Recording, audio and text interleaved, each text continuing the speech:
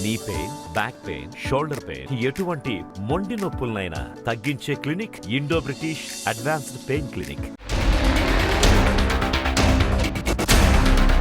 కాకినాడ గొల్లప్రోలు మండలం చేబ్రోలులో విషాదం చోటు చేసుకుంది. పంట పొలాల్లో జంట హత్యలు ఆ ప్రాంతాన్ని ఒక్కసారిగా ఉలిక్కి పడేలా చేశాయి.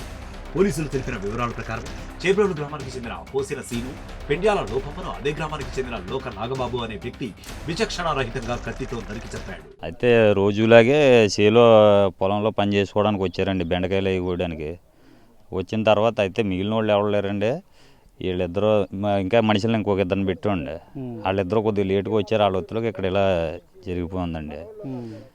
అసలు ఇద్దరికి ఎలా సంబంధం? అసలు అతనికి ఇతనికి ఏ విధంగా పరిచయం? అతనికి ఇతనికి సంబంధం లేదండి. అతనికి ఇతనికి అసలు సంబంధం లేదు. అయితే ఈవిడి పనిలోకి రావడంలో ఆయన కాంటాక్ట్లో ఉంది కాబట్టి పనిలోకి వెళ్ళొద్దంటే వచ్చిందని చెప్పేసి అంటే ఉన్న ఇద్దరు వెనకాల వస్తున్నారండి. వాళ్ళు ఎవరిద్దరు సైకిల్ మీద వస్తున్నారండి. ఒక ఇద్దరు నెట్టారండి, వీళ్ళిద్దరే కాకుండా పనిలోకి. వాళ్ళు రావడం కొద్దిగా లేట్ అయిందండి. ఈ లోపల ఇక్కడ టైంకి ఎవరో లేరండి ఇక్కడ మనుషులు కూడా. లేకపోవడంలో వెళ్ళిపోయింది. ఇప్పుడు ఇతనికి ప్రధానంగా చూసుకుంటే ఇప్పుడు శ్రీన్ అన్న వ్యక్తి ఈమెకి ఏమైనా అక్రమ సంబంధం ఉందండి? ఇప్పుడు వరకు ఏమీ లేదండి. మరి అలాంటిది అంటే పనిలోకి మట్టి రావడం వస్తుందండి. అంటే వీటితో పాటు ఇంకా వస్తుంటారు. ఏదో వచ్చి పొలంలో పని చేసుకుని వెళ్ళిపోయే అంతవరకు అండి. ఇప్పుడు పోసిన శ్రీని ఏమవుతాడు మీకు? అతనికి పెళ్ళి అయిందా? ఎంతమంది పిల్లలు ఉన్నారు? మా బ్రదర్ అండి, మ్యారేజ్ అయిందండి. ఇద్దరు అబ్బాయిలు అండి. సొంత బ్రదర్ కాదండి, కజిన్ బ్రదర్. ఇద్దరు అబ్బాయిలు అండి. పెద్ద అబ్బాయి ఇంటరు, సెకండ్ అబ్బాయి 9th. ఈ శ్రీనుకి తల్లిదండ్రులు కూడా ఇద్దరు చనిపోయారండి. ఇద్దరు చనిపోయారండి. ఇంకా తోడబుట్లు కూడా సొంతంగా ఎవరు లేరండి. ఒకటే అబ్బాయి అండి. సరిగ్గా ఎన్ని గంటల ప్రాంతంలో ఈ సంఘటన జరిగింది అంటున్నారు? మాకు తెలిసింది 6 దాటిందండి. మరి ఈ లోపల ఎప్పుడు జరిగింది అన్నది అంటే స్పాట్లో ఎవరు లేము కదండి. వచ్చిన తర్వాత ఇప్పుడు ఉన్నటువంటి పొలం కూడా ఎవరిది? పొలం శ్రీనిదండి. శ్రీని పొలంలోకి పనిలోకి వస్తున్నారండి. వచ్చేటప్పుడు ఏం జరిగింది? వచ్చేటప్పుడు ఇక్కడికి వచ్చిన తర్వాత వాళ్ళు మామూలు డైలీ వచ్చేలాగా వచ్చారండి. వచ్చేసి ఇవన్నీ మార్చుకుంటారు కదండి. బెండకాయలు కోయడానికి సాక్షులు అవి వేసుకుంటా, గోను సంచులు అవన్నీ తీసుకుంటున్నారండి. తీసుకునే టైంలో జరిగింది మాట అండి ఇది. ఇప్పుడు హాస్పిటల్లో ఇప్పుడు లోబమ్మ ఎవరు? లోబమ్మ తల్లి మీద ఎందుకు దాడి చేయబడి జరిగింది? ఆ విషయం మనకు తెలియదండి. అది ఏ విధంగా జరిగింది అన్నది మనకు తెలియదు కదండి. అది ఆడికే తెలుస్తుందండి. నాగబాబు అనే వ్యక్తి మరి ఇతనికి మరి ఈ యొక్క ఇల్లీగల్ ఈవిడితో మాట్లాడుతుందనే ఉద్దేశంతోనా? ఆవిడకి ఇల్లీగల్ కాంటాక్ట్ ఉందండి. ఆవిడకి నాగబాబుతో అండి. ఆల్రెడీ గతంలో కూడా ఒకసారి వాళ్ళ క్యాస్ట్ వాళ్ళనే చేయి మీద నరికితే వాళ్ళు కాబట్టి కేసు పెట్టకుండా కామప్ చేసుకున్నారండి.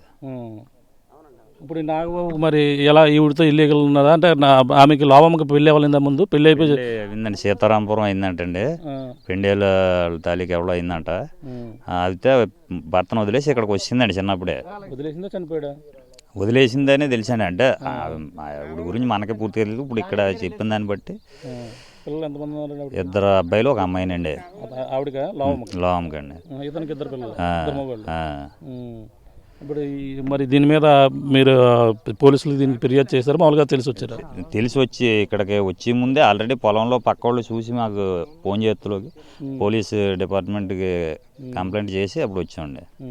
అంటే గతంలో ఇలా ఈ గొడవలు జరుగుతున్నాయని ఏమన్నా ఎప్పుడన్నా మీ బ్రదర్ చెప్పడం లేదు? ఎప్పుడు గొడవ జరగలేదండి.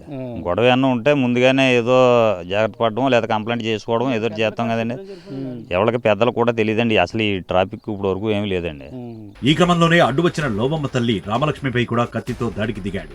ప్రస్తుతం ఆమె పరిస్థితి విషమంగా ఉండటంతో పిఠాపురం ప్రభుత్వ ఆసుపత్రికి తరలించి చికిత్సనందిస్తున్నారు. అసలు నిందితుడు దాడి ఎందుకు చేశాడు అనే క్రమంలో పోలీసులు ఆరా తీయగా లోబమ్మ గత కొంతకాలంగా నాగబాబుతో సహజీవనం చేస్తోంది. ఈ క్రమంలోనే ఆమె పోసిన సీను అనే వ్యక్తితో కూడా సంబంధం పెట్టుకుందని నాగబాబు అనుమానించాడు. ఆ అనుమానంతోనే సీనుని, లోబమ్మని ఇద్దరిని నరికి చంపినట్లు పోలీసులు భావిస్తున్నారు.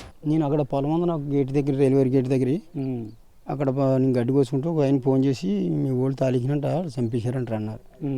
నేను గడ్డిమో పడిచి ఇంటి దగ్గర నుంచి ఇప్పుడు వచ్చాను సార్. డైలీ బెండకాయలు పెట్టుకుని ఒక 2 మనుషులు ఎట్టుకోయించుకుంటాడండి. 2 ఇయర్స్ రోజు బెండకాయలు కోయాలండి. 3 ఆడవాళ్ళు వస్తారు. ముందు ఒక మనిషిని తీసుకొచ్చుకుంటారు, తర్వాత మళ్ళీ ఇంకో జోడ మళ్ళీ బండి మీద తీసుకొచ్చుకుంటారు. సైకిల్ ఉంటూ వస్తారు. వచ్చి 6 అవర్స్ పని బట్టి కోయిలు కోసుకుంటారు అంతే సార్. అదండి. అంటే ఇప్పుడు ఇతనికి ఇల్లీగల్ ఎఫ్ఐఆర్తోనే ఇది జరిగిందని అంటున్నారు. అది అది మనకు తెలియదండి, అది ఈగలు అన్నది మనకు తెలియదు. పనిలోకి మాత్రం మేము పెట్టుకుంటాం. నేను రైతునండి, అయినో రైతే. డైరీ నరి ఆడవాళ్ళు ఇదంతా బెండకాయలు దొండకాయలు అండి. ఒక్కొక్కరు పెట్టుకునేవారు ఈ పచ్చాంగి ముక్కెట్టడంలో వీళ్ళకి వచ్చారు. లేకపోతే ఒక 10 మంది ఎప్పుడు ఉండేవారు సార్ ఇక్కడ. వెంటనే స్పాట్లో సంఘటన స్థలంలో తెలిసిన చనిపోయారన్నారు వాళ్ళు. ఇంకొక వాళ్ళ తల్లిని కూడా చనిపోయారన్నారు. నాకు 7:30కు తెలిసింది నాకు చచ్చిపోయాను.